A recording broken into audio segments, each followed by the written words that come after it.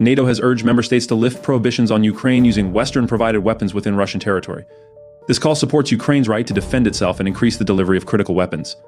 Over 200 NATO representatives supported this declaration. Some countries, like the United Kingdom, have already lifted restrictions, but more support is needed to challenge Russia's sanctuary from which it can freely launch attacks. This declaration aligns with international laws on combat operations against Russian territory. On May 27th, Spain signed a 10-year bilateral security agreement with Ukraine. The agreement involves €1 billion worth of military aid in 2024 and an additional €5 billion by 2027. The new aid package includes 19 restored Leopard tanks, Patriot air defense missiles, 155mm artillery ammunition, and other Spanish-made weapons. Spain plans to send 10 refurbished Leopard tanks to Ukraine before the end of June. This significant commitment underscores Spain's support for Ukraine amid ongoing tensions and conflict with Russia. Ukrainian forces continue to target Russian long-range early warning radar systems and oil and gas infrastructure within Russia. On May 26th and 27th, Ukrainian drones struck a Voronezh-M radar system and a Rosneft fuel station. Satellite imagery showed new burn marks near the radar system, although the extent of the damage remains unclear. Russian officials reported multiple intercepted drones across various regions, including Bryansk, Belgorod, Oryol, and Krasnodar. These strikes highlight Ukraine's ongoing efforts to disrupt Russian military capabilities and infrastructure.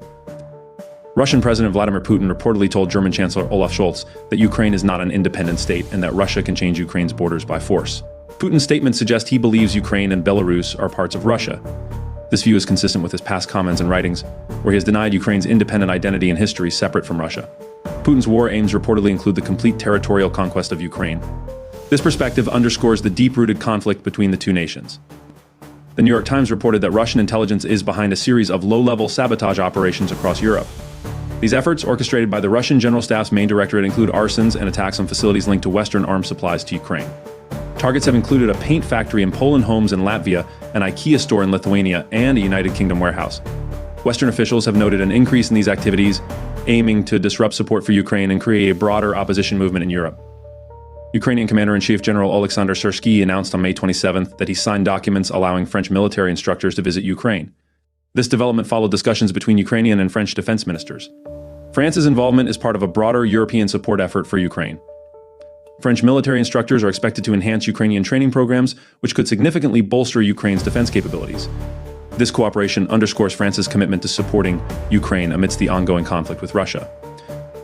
Russia may sign an agreement with the Sudanese armed forces to exchange weapons for a Russian logistics hub at Port Sudan. Sudanese officials announced on May 25th that a delegation would travel to Russia to finalize the deal. The hub is intended to support Russian naval operations in the Red Sea. This agreement aligns with Russia's broader strategic goals in the region, potentially strengthening its influence in Africa and aligning with Iranian policies.